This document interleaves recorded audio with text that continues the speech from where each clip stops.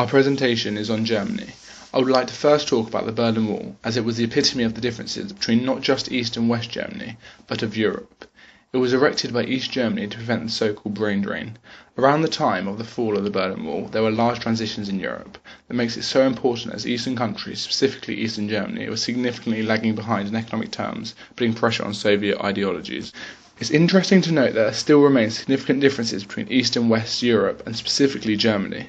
We can see that although there has been some form of catch-up in Germany, there still remain major differences in GDP per capita and unemployment, even though they are united in Europe.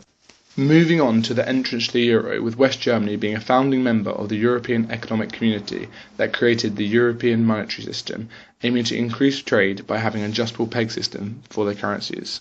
It worked based on a weighting system and then had fluctuation bands. However, due to its relative strength and the low inflation policies of the Bundesbank, the Deutschmark acted as an anchor, which is why this is so relevant to Germany. If other countries wanted to stay in the exchange rate mechanism, they would have to follow the monetary policy of Germany. This is the reason Britain dropped out, as the German and British economies were not closely aligned. The euro was simply an extension of the exchange rate mechanism. However, there were requirements highly advocated by Germany as a country that thought of itself as financially prudent, including trade deficit and debt to GDP requirements. There were supposed to be applicable fines for countries that abused the criteria. However, Germany was the first in late 2001. Following the dot-com recession and being the most powerful, there was no talk about the aforementioned fines. In September 2008, a deep impact from New York froze the financial world. Economies that were most affected were those with a large global manufacturing sector. Therefore, Germany, a world leader, would be put to the test. By 2009, GDP fell, household wealth decreased, and the stock market collapsed. As you can see in Figure 3, economic growth fell off a cliff in 2009 but responded quickly in 2010.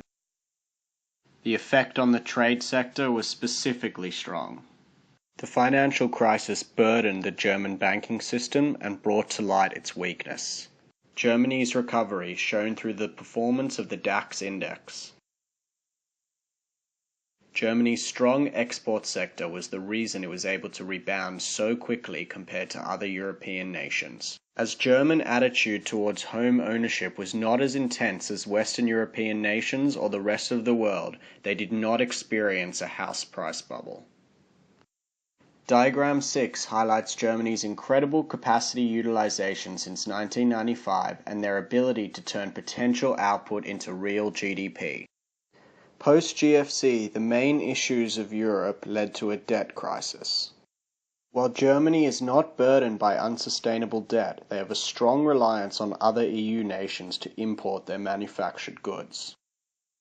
Germany must therefore balance the issue of providing funding to the worst affected nations while pushing for austerity measures to be put in place.